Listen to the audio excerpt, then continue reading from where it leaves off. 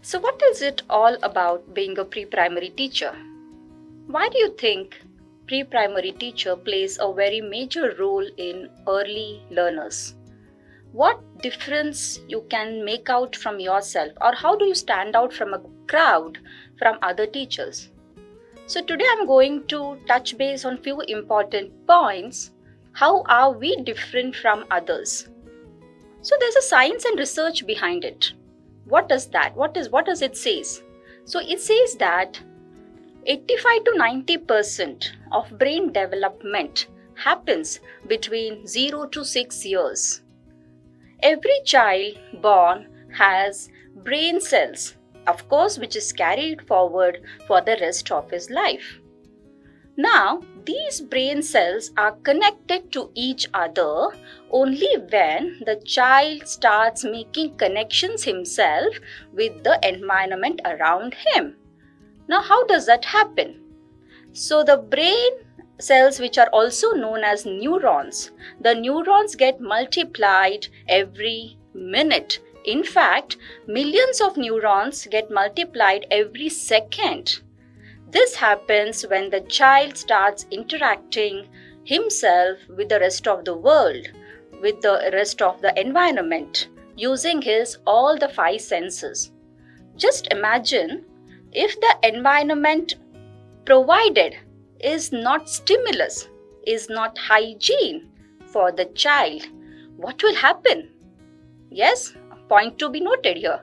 So, just imagine what will happen to the building if the foundation is not strong. Of course, after many years or in the later stages, the building may develop cracks or it may even collapse.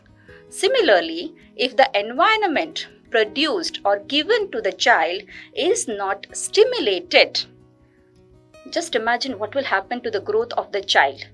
It will have major negative impact on the child's lifelong learning.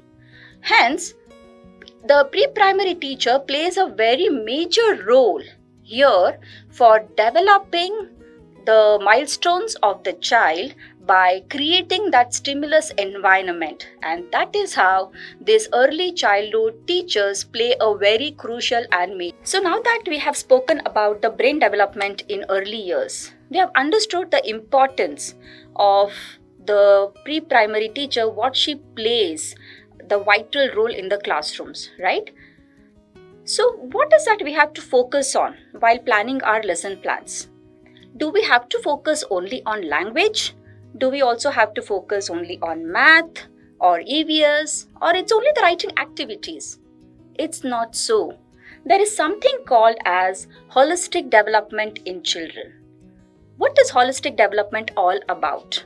So the holistic development is where the child learns the concept in the classroom with his mind, body and soul, where the child is physically present, involves himself completely, the child is mentally present and listening to the concept what the teacher is telling with his heart, 100% of involvement. So that is how the holistic development plays a major role. Now, when I talk about holistic development, it is nothing but the intellectual ability of the child, the cognitive ability of the child, the physical development of the child, the spiritual development of the child, and also it is also about the emotional development of the child. So these five things play a very major role in the holistic development. So apart from language, math, EVS, writing activities what we give, when a pre-primary teacher plans a lesson plan, so these lesson plans should include all the five domains of learning what we have discussed now. I'll just walk you through all the five domains of learning in a brief. So the five domains of learning what I spoke about now. The first development would be the physical development. The physical development is all about two things. One is the gross motor movement, which is from head to toe, the complete larger muscular movements, and the other one would be the psychomotor movements, where we also refine it as fine motor activities. So these physical development, which includes the gross motor and fine motor, helps children for the overall development of their body.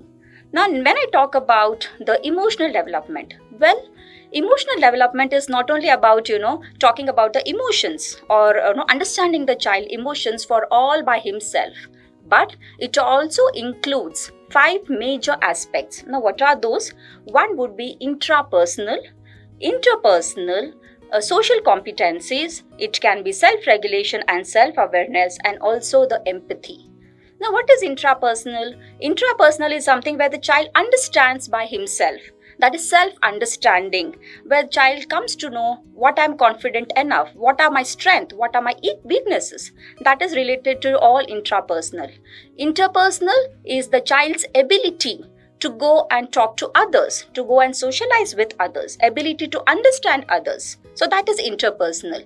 What are social competencies? Where the child works collaboratively with others, where the child communicates with others without any hesitant, where the child does all the activity cooperatively with his peers in the classroom. Empathy. Empathy is not only about understanding all by himself, how he will channelize his empathy skills towards others, whether he's able to understand others, whether he's able to put himself in others' shoes and understand. So that is all about empathy. And what is all about emotions, channelizing the emotions? It is not only about understanding his self-emotions, but it is also about how do I respect other people's emotions too? How do I help them channelize their emotions? So these emotional development play a very major and important role in child's life, because it's an overall learning for the child. And this won't stop for these early years. If we start scrutinizing this and implementing these in the lesson plans through activities, the child over a period of time would develop himself emotionally, would be able to stabilize himself emotionally by connecting with others and even by connecting himself to the environment. Intellectual development is nothing but where the child is intellectually very strong, like cognitive activities, where we give activities for logical thinking, reasoning skills, problem solving abilities, critical thinking skills. All this includes intellectual development. Well, last the least is our spiritual development. Now, what is spiritual development? Where we inculcate the values and morals in children, where we, through activities again, of course, where we also bring them to understand how do we respect each other in the classroom, be it with adults in the class, be it with the peers, be it with grandparents, or be it with any elders. The child should understand his culture, respect his culture. Well, also the child should be able to understand other cultures too and respect their culture as well.